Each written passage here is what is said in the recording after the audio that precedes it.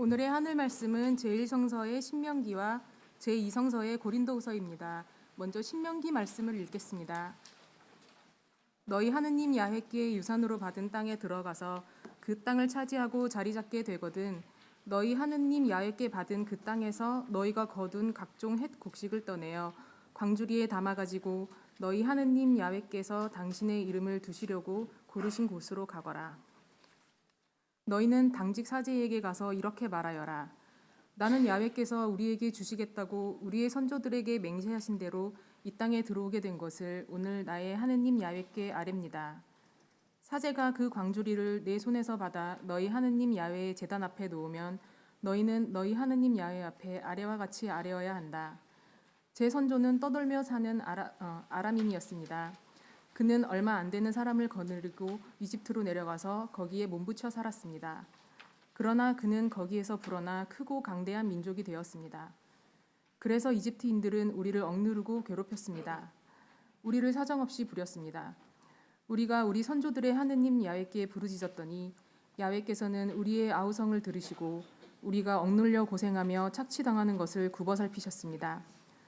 그리고 야훼께서는 억센 손으로 치시며 팔을 뻗으시어 온갖 표적과 기적을 행하심으로써 우리 모두 두려워 떨게 하시고는 우리를 이집트에서 구출해 내셨습니다.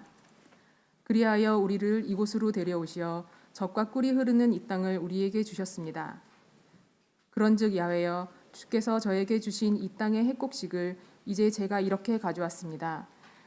그리고는 그것을 너희 하느님 야훼 앞에 놓고 너희 하느님 야훼 앞에 엎드려 예배드리고 너희 하느님 야훼께서 너희와 너희 집에 주신 온갖 좋은 것을 먹으며 즐겨라. 너희뿐 아니라 너희 가운데 있는 레위인과 떠돌이도 함께 즐기도록 하여라. 이어서 제2성서의 고린도후서 말씀을 읽겠습니다. 적게 뿌리는 사람은 적게 거두고 많이 뿌리는 사람은 많이 거둡니다. 이 점을 기억하십시오. 각각 마음에서 우러나는 대로 내야지 아까워하면서 내거나 마지못해 내는 일은 없어야 합니다. 하느님께서는 기쁜 마음으로 내는 사람을 사랑하십니다. 하느님께서는 여러분에게 모든 은총을 충분히 주실 수 있는 능력을 가지고 계십니다. 그래서 여러분은 언제나 모든 것을 넉넉하게 가질 수 있고 온갖 좋은 일을 얼마든지 행할 수 있을 것입니다. 성서에도 그분은 가난한 이들에게 후히 뿌려주시고 그분의 자비는 영원히 계속되리라는 말씀이 있지 않습니까? 뿌릴 씨와 먹을 빵을 농부에게 마련해 주시는 하느님께서는 여러분에게도 뿌릴 씨를 마련해 주시고 그것을 몇 갑절로 늘려주셔서 열매를 풍성히 맺게 해주십니다. 그것은 여러분이 뿌린 자선의 열매입니다. 이리하여 여러분은 언제나 부요하게 되어 아낌없이 남을 도울 수 있게 될 것이며 우리를 통해서 그 선물이 전달될 때 많은 사람이 하느님께 감사를 드리게 될 것입니다. 이와 같이 여러분이 애써 거두는 의연금은 성도들의 가난을 덜어줄 뿐 아니라 많은 사람들로 하여금 하느님께 무한한 감사를 드리게 할 것입니다. 여러분의 의연금은 여러분이 그리스도의 복음을 믿고 순종한다는 것과 예루살렘의 성도들과 그 밖의 모든 사람을 아낌없이 돕는다는 증거가 되어 그들이 하느님을 찬양하게 될 것입니다. 그들은 또한 여러분에게 주신 하느님의 넘치는 은총을 보고 여러분을 그리워하며 여러분을 위하여 기도할 것입니다. 말로 다 할 수 없는 선물을 주시는 하느님께 감사합니다. 다 함께 마르코 복음서 4장 8절 말씀을 읽겠습니다. 그러나 어떤 것은 좋은 땅에 떨어져 싹이 나고 잘 자라 열매를 맺었는데 열매가 30배가 된 것도 있고 60배가 된 것도 있고 100배가 된 것도 있었다. 이 말씀으로 귀한 깨달음과 결단이 있으시기를 바랍니다.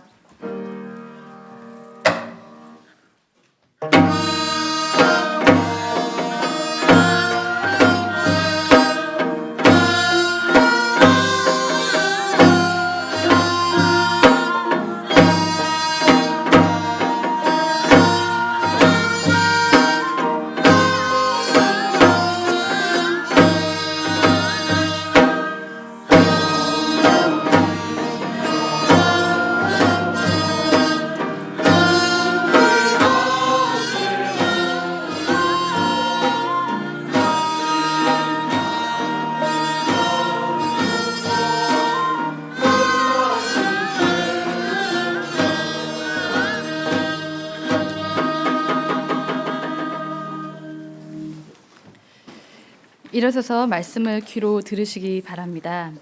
1층 향호실과 몸이 불편하신 분께서는 앉아서 들으시기 바랍니다. 예수께서 다시 호숫가에서 가르치셨다. 군중이 너무나 많이 모여들었기 때문에 예수께서는 배를 타고 그 안에 앉으신 다음 배를 물에 띄웠다.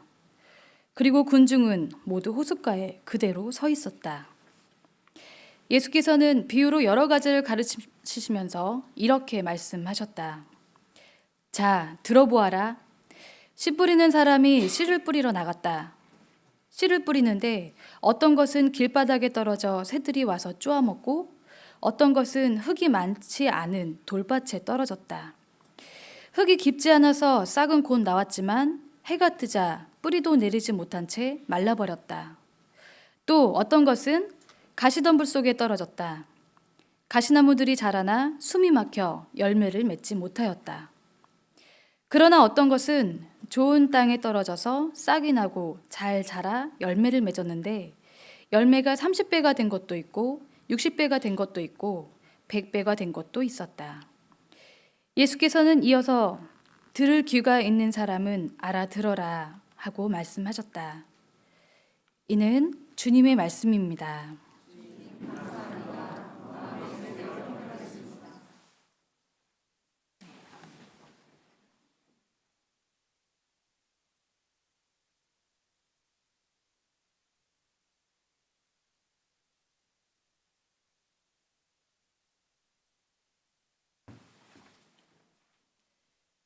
예, 오늘 앞서 말씀드린 대로 향인 공동체 1년 중에 하루 강단 교류가 있는 날입니다.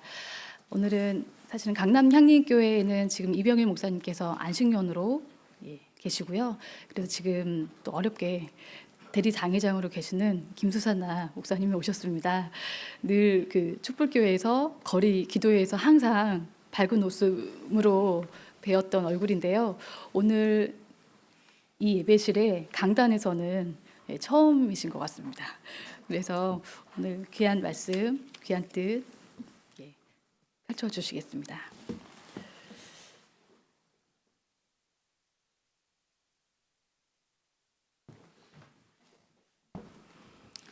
안녕하십니까? 네, 반갑습니다.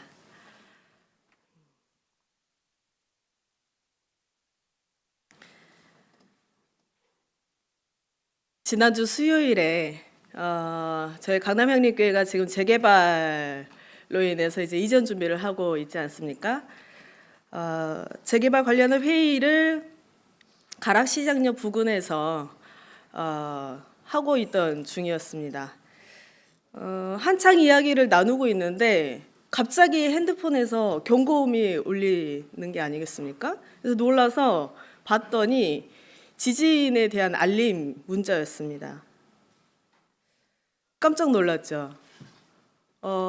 그날 오후 2시 29분이라고 문자도 나오고 보도가 되었는데요. 지진이 그날 전국을 흔들었습니다. 규모 5.4의 지진이었다는데 작년 9월에 경주에서 있었던 그 지진은 5.8이라고 합니다. 그 지진에 이어서 역대 두 번째 규모입니다. 이 지진으로 인해서 가장 피해가 극심한 포항은 아파트가 기울어졌다고 그러고 건물의 기둥이 휘고 간판이나 건물 벽이 차량에 떨어졌습니다. 상수도관이 파열되고 전기가 끊기고 많은 사람들이 다쳤습니다. 어제 보도에는 보니까 지하수가 올라서 땅이 물렁해지는 그런 현상도 일어나고 있다는 등 다양한 현상들을 현재 발견하고 짚고 있습니다. 그리고 또한 여진은 계속해서 이어지고 있는 상황입니다. 현재 문재인 정부는 이재민이 수천 명이 발생했는데 그들의 어떤 임시로 거주할 주택을 마련을 했다 그러고 또한 예배 시작할 때 조은하 목사님께서 말씀하셨지만은 어떤 공정성과 그다음에 안전함을 고려하여서 수학능력고사를 일주일을 연기하는 등 다양한 부분에 있어서 대책 마련을 하고 있는 모습을 우리가 현재 목도할 수 있습니다. 지난 경주 지진에 이어서 이번 포항 지진을 제가 간접적으로 서울에 있으면서 우리 함께 경험을 하면서 이런 느낌을 가졌습니다. 사람이 어찌 해볼 도리가 없는 그런 자연 현상, 어찌 해볼 도리 없이 벌어지는 지진과 같은 그런 자연 현상 앞에서 얼마나 우리는 작아지는가, 내 존재는 얼마나 작은 존재인가. 저와 우리를 감싸는 수많은 거추장스러운 어떤 껍데기들이 많은데, 껍데기들과 그다음에 수많은 가면들을 우리가 가지고 살아가는데, 그 껍데기들이 우수수 떨어지는 그런 경험이라고 할까요? 자연 현상 앞에서 얼마나 내가 겸손해질 수 있는가, 그런 느낌을 받았습니다. 그리고 제가 꽉 쥐고 있던 손을 펴게 되었습니다. 그 순간만큼이라도 힘을 굉장히 움켜쥐고 옴팍 들어간 어깨가 조금은 내려오게 되었습니다. 아주 짧았던, 숨이 굉장히 짧았던 그 순간이 저 아래까지 숨이 깊이 내려갔다가 다시 나오게 됐습니다. 순간 우리가, 또 제가 무엇을 위해서 그렇게 달려가고 있을까? 어디를 향해서 우리는 걸어가고 있을까? 우리의 삶의 방향 어디일까? 라는 생각들을 거대한 자연 앞에서 잠시 멈춰서서 생각해 보았습니다. 또 얼마 전에 배우 김주혁 씨라는 분이 사망했다는 소식을 접했습니다. 제가 그분과 일면식이 있던 사이도 아니었고, 그의 팬도 아니었고, 그가 살아온 삶의 궤적도 저는 몰랐고, 그런 관계인데 저는 그 소식을 아침에 접하게 되었었습니다. 그 소식을 아침에 접하고서 일면식도 없는 사람의 어떤 한 죽음의 앞에서 펑펑 울었습니다. 스스로도 당황스럽습니다. 또 그 주에 연이어서 발생한 고속도로에서의 대형 교통사고가 있었는데요. 그 소식을 접하고서도 마찬가지였습니다. 그 소식을 접하고서 또 눈물이 났습니다. 무엇이 그리도 서글퍼서 일면식도 없는 사람의 어떤 죽음인데 그 죽음에 그렇게 눈물이 나는 걸까? 무엇이 그리도 서글펐을까? 무엇 때문에 이렇게 눈물이 났을까? 생각을 조금은 정리해 보니 이렇습니다. 우리는 일상은 늘 죽음과 동행함에도 불구하고 마치 죽음이 없는 것처럼, 죽음이 존재하지 않는 것처럼 살아갑니다. 저는 그렇게 살아가더라고요. 죽음이 언젠가 제 앞에 등장하는데도, 목도하게 되는데도 언제일지 모르는 그 죽음의 순간까지 아주 작은 바람일지언정, 작은 소망일지언정 그걸 품고서, 꿈을 가지고서 살아가고 있습니다. 그런 일상을 살아가는 사람들이 보통의 사람들, 우리 모두의 어떤 보통의 일상을 살아가는 사람들이라는 생각이 들었고, 그 보통의 사람들이 먼저 떠나감, 먼저 잠듦에 대한 것이 그렇게 그날은 서글프게 느껴졌던 것 같습니다. 사랑하는 사람 먼저 떠나보낸 이들, 그들은 혹은 또 나와 직접적으로 관계되어 있는 사람이 아니더라도 이를테면 소방관으로 일을 하고 계시는 분들이라던가, 죽음을 보통 더 많이 접하게 되는 어떤 직종에 계시는 분들이라던가, 그런 분들 등은 무너지지 않기 위해서 슬픔에 무뎌지려고 하고 있다라는 이야기를 들었습니다. 그런 분들이 많지 않을까 그런 생각을 했습니다. 또 이 땅 위에서 얼마나 억울하게, 또 얼마나 황망하게 먼저 간 이들이 많습니까? 우리 향림 공동체가 많은 현장들에서, 고통받고 있는 현장들에 우리 함께 가보았지만 그런 분들도 함께 떠오릅니다. 또 제 가슴 후벼파는 그런 소식이 지난주에 있었습니다. 북측군 한 명이 판문점 공동경비구역을 통해서 남측으로 왔다는 소위 귀순의 소식이었습니다. 이 소식은 제게 또 다른 고통을 가져다 주었습니다. 우리네 역사는 어쩜 이렇게 서글프고 한이 이렇게 가득할까? 한스럽고 한스러운지 모르겠습니다. 언제 그렇게 서러운 그런 현실들이 기쁨의 소식들로 바뀌어져서 올지 아득하기도 하고 그랬습니다. 추격군이 군사 분계선을 넘었다느니 그렇지 않았다느니 국제 규약을 어겼다느니 수술을 집도한 의사 선생님이 자신을 흔드는 세력이 있어서 본인의 일을 그만두겠다니 하는 등의 온갖 소식들이 쏟아지고 있습니다. 그런 소식들은 이 한 맺힌 이 땅의 울음으로 다가왔습니다.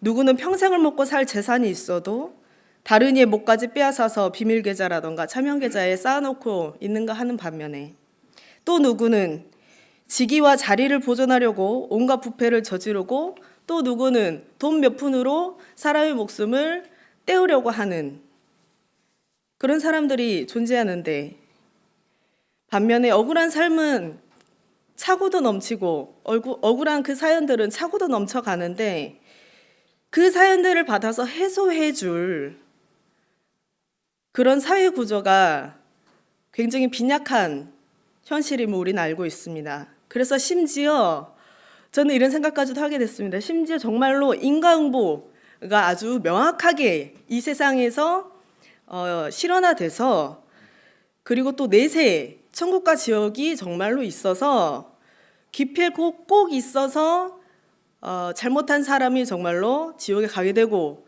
정말로 올바르게 살았던 사람은 천국에 가게 되는 그런 세상까지도 꼭 기필고 있어야 되는 것이 아닌가라는 생각까지도 하게 됐습니다. 시편에 보면 이런 말씀이 있습니다. 사람이 제 아무리 영화를 누린다고 해도 죽음을 피할 수는 없다고 이렇게 나와 있습니다.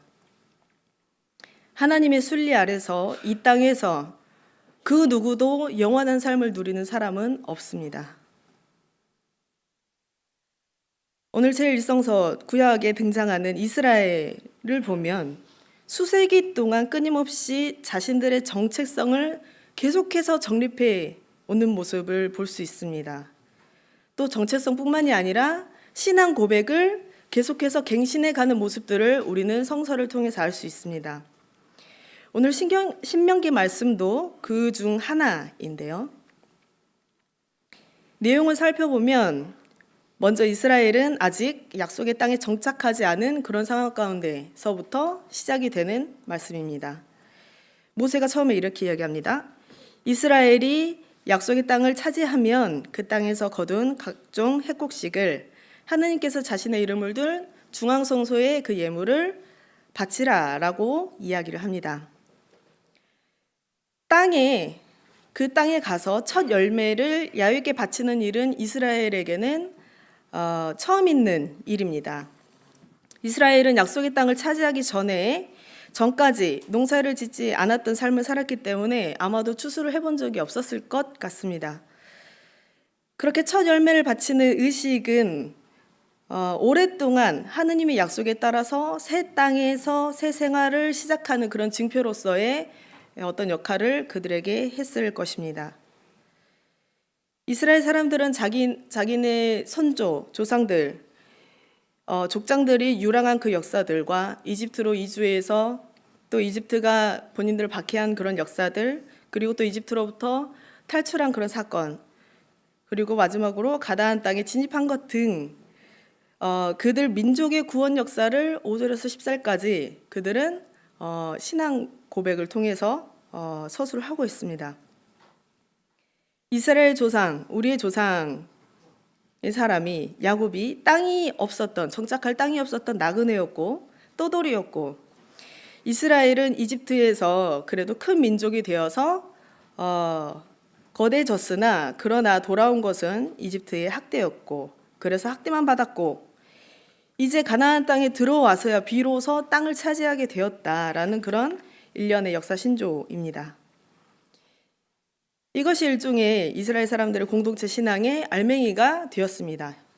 이런 역사의 땅에서 얻은 첫 열매를 바치는 일, 족장시대 때의 그 이후로부터 염원해 오던 하나님의 약속이 구체적으로 실현되는 그런 획기적인 사건이었을 것입니다.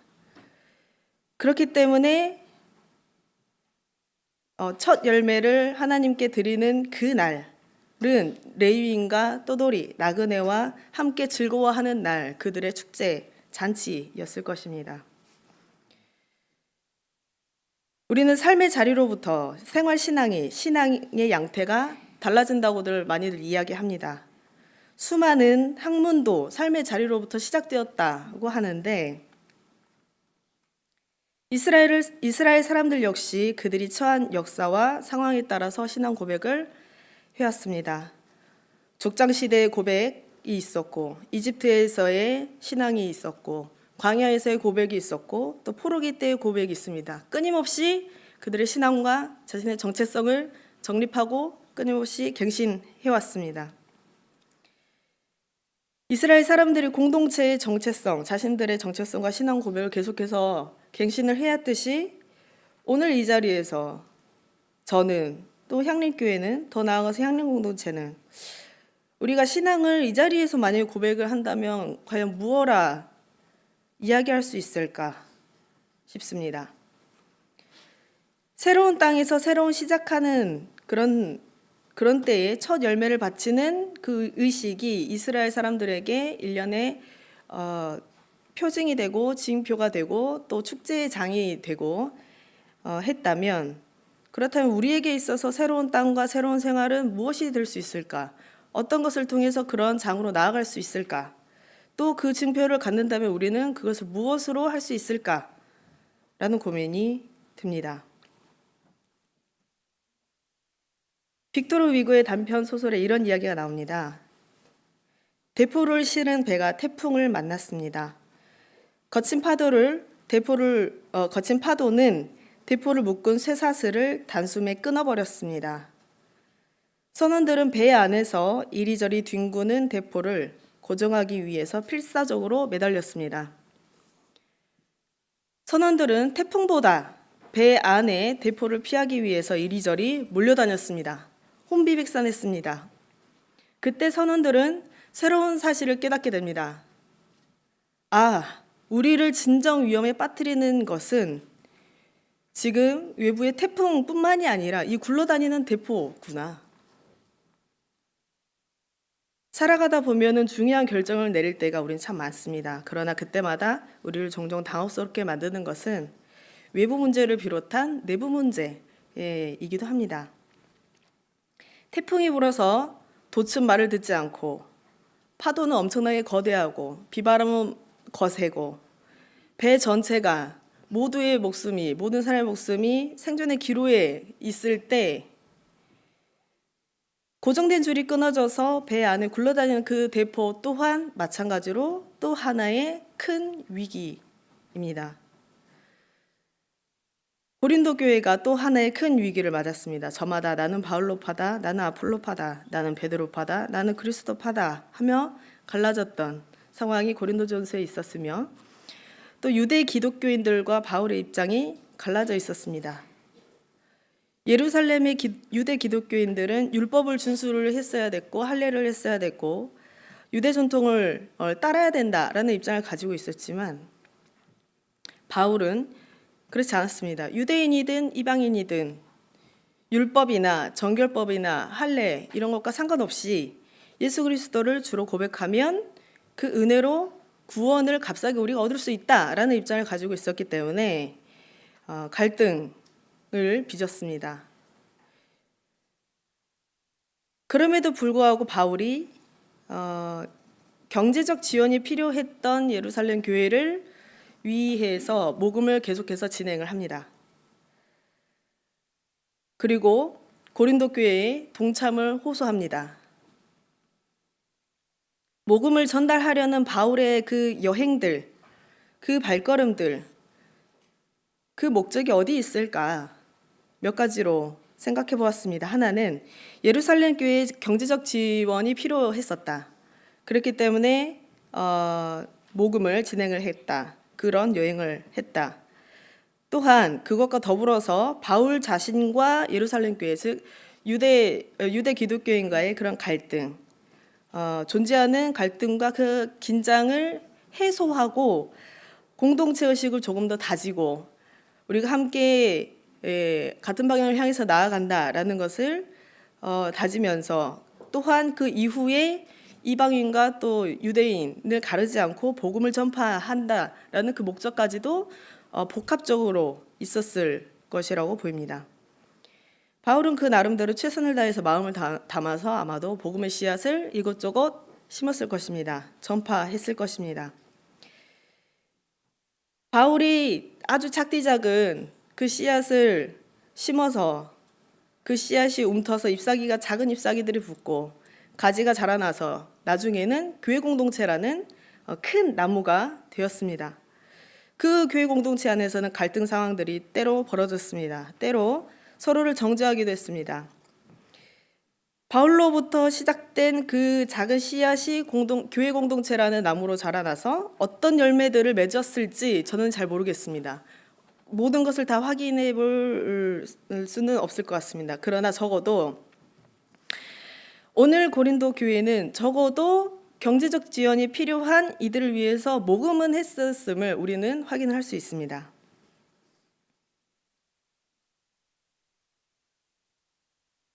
어떤 사람이 사막에서 길을 잃었다고 합니다. 가지고 있던 식량이 다 떨어졌습니다. 이틀간을 먹지도 마시지도 못하고 필사적으로 걸었습니다. 마침내 사막에서 작은 샘터를 그 사람은 발견했습니다. 헐레벌떡 달려갔습니다. 얼마 남지 않은 샘물을 그 사람은 발견하고서 벌컥벌컥 마셨습니다. 목을 축이고 그이는 주위를 둘러보았습니다. 먹을 것이 있는지 너무 배가 고팠습니다. 그런데 마침 최근에 천막을 친 흔적, 사람이 머물고 갔던 흔적을 발견했습니다. 목을 축였으나 너무 허기졌던 그는 혹시 그 천막에서 머물렀던 사람들이 먹을 거 쪼가리라도 하나 남기고 갔을지 그런 희망을 품으며 주변을 샅샅이 살펴보았습니다. 그런데 놀랍게도 어떤 주머니가 있던 것입니다. 얼른 집어보니 아주 단단하고 동글동글한 무엇들이 가득 차 있었습니다. 제발 먹을 것이기를 바라면서 허겁지겁 주머니를 열었습니다. 주머니에 손을 넣어서 집어서 보니 주머니에 들어있던 것은 아주 굵고 아주 크고 아주 빛이 바라는 진주였습니다. 진주알들이 그 주머니에 가득 차 있었습니다. 그 사람은 손에 한 움큼 쥐었던 그 진주를 사방에 뿌려버렸습니다. 겨우 진주였단 말인가? 그에게 필요했던 것은 아주 질이 좋고 반짝반짝 빛나고 크고 굵고 그랬던 진주가 아니라 지금 당장 배고파서 허기지는데 먹을 것이 그에게는 필요했습니다. 물이 더 필요했습니다. 음식을 먹어야 했던 때에 그는 먹지 못했습니다. 우리 성서에 보면 전도서에 보면 때를 분별하며 살아야 된다고 말합니다. 심을 때인지 거둘 때인지 나아갈 때인지 물러서야 할 때인지 세울 때인지 허물 때인지 울 때인지 웃을 때인지 찾아 나설 때인지 포기할 때인지 찢을 때인지 꿰맬 때인지 말할 때인지 말하지 않을 때인지 사랑할 때인지 미워할 때인지 전쟁을 치를 때인지 평화를 누릴 때인지 이렇게 때를 분별하고 때에 맞게 사는 것 그것이 지혜라고 이야기하고 있습니다. 저희 강남향린에서도 굉장히 자주 부르는 곡이 있습니다. 향린 희녀 신앙 고백을 곡으로 붙인 그 곡인데요. 그 중에서도 저는 그 후렴을 굉장히 좋아합니다. 후렴 가사가 이렇습니다. 우리는 예수의 몸과 맘, 이 땅의 향기로운 이웃, 나를 살리고 너를 살리는 생명의 숨결, 성문 밖으로 낮은 자리로 새하늘 새 땅으로 라는 게 이제 맨 끝에 그렇게 있는데요. 이 국악 찬양을 부를 때마다 저는 소름이 돋습니다. 너무 무서워요, 가사가. 가사를 묵상하면 묵상할수록 무섭고 떨리는 마음이 듭니다. 변혁의 영이 임하는 굉장히 무섭고 떨리는 곡이라고 저는 그렇게 생각합니다. 그래서 굉장히 좋아하는 곡이지만 굉장히 무서워하는 곡이기도 합니다. 지금 우리 기독인들이 해야 할 일이 있다면 손에 쥐고 있었던 어떤 진주들이 있다면 그것을 놓아버리고, 또 어깨에 힘을 줬던 것이 있다면 그걸 좀 풀어버리고, 또 희망이 담긴 어떤 씨앗이 있다면 아주 작은 거라도 진주를 담았던 손을 펼쳐서 씨앗을 집어서 씨앗을 심는 것, 그것이 지금 우리 기독인들이 해야 될 일이 아닐까. 굉장히 추상적인 이야기지만 많은 이야기들을 품고 있다 생각합니다. 씨를 뿌리는데 어떤 것은 길바닥에 떨어져서 새들이 주워 먹어서 없어져 버리고, 어떤 것은 흙이 많지 않은 돌밭에 떨어질 수도 있습니다. 또 흙이 깊지 않아서 싹은 곧 나왔지만 해가 뜨자 뿌리도 내리지 못한 채 말라버릴 수 있습니다. 또 어떤 것은 가시덤불 속에 떨어질 수 있습니다. 가시나무들이 자라 숨이 막혀 열매를 맺지 못할 수도 있습니다. 어떤 것은 또 좋은 땅에 떨어져서 싹이 나고 잘 자라서 열매를 맺을 수도 있습니다. 꼭 좋은 땅만이 아니더라도 가시덤불에 떨어진 씨앗, 돌밭에 떨어진 씨앗, 또 얕은 흙에 떨어진 씨앗이라고 할지라도 열매가 맺힐 수 있다는 생각을 합니다. 그 열매가 맺혔을 때 30배, 60배, 100배가 될지는 아무도 모른다고 생각합니다. 그런데 중요한 것은 씨앗을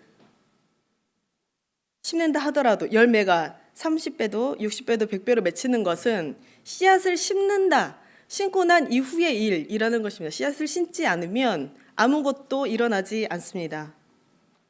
씨앗을 심지 않으면 아무것도 싹트지 않습니다.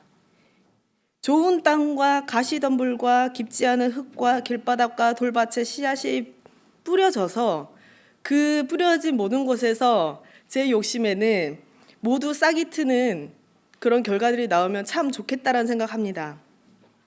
그 씨앗이 평화의 길을 만들어가는 씨앗, 차별과 혐오 없는 세상을 만들어가는 그런 씨앗, 생명이 우선되도록 만들어가는 씨앗, 평등한 세상이 되도록 애쓰는 그런 씨앗, 또 이를 위해서 애쓰는 사람들을 위해서 기도하고 함께 애써가는 그런 씨앗, 또 그 모든 것들이 사랑임을 기억하는 그런 씨앗들, 수많은 정말 아주 많은 그런 씨앗들이 있을 텐데, 그런 씨앗들을 우리가 지금 오늘 우리 공동체에서, 우리 교회에서, 나의 삶에서 더욱더 실천해 가야 되는 일이 결국에 우리 기독인들이 지금 당장부터 실천할 수 있고 더욱더 열정적으로 해야 될 일이 아닐까라는 생각을 합니다.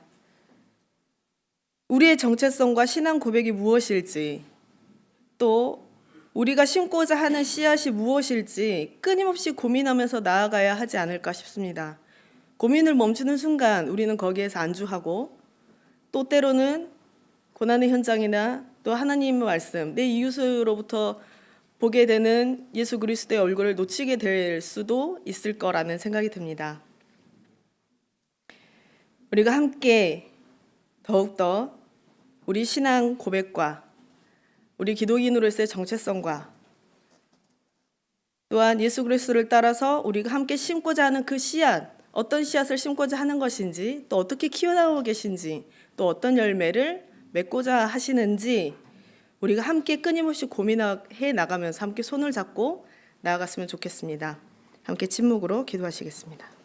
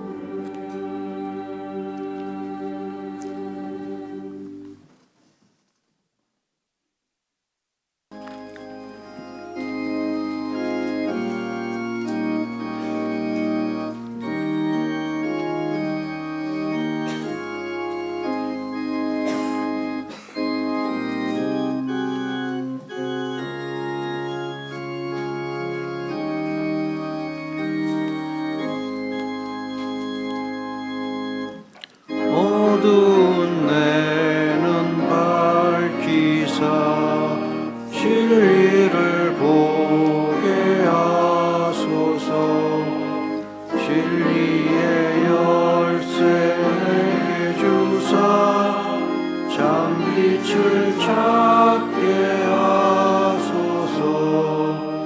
기쁘신 뜻을 알고자 엎드려 기다리오니 내일을 되게 하소서.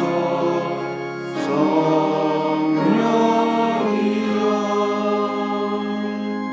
막혀진 내 귀 여시사 주님의 귀한 음성을 이 귀로 밝히들 때에 내 기쁨 한량 없겠네.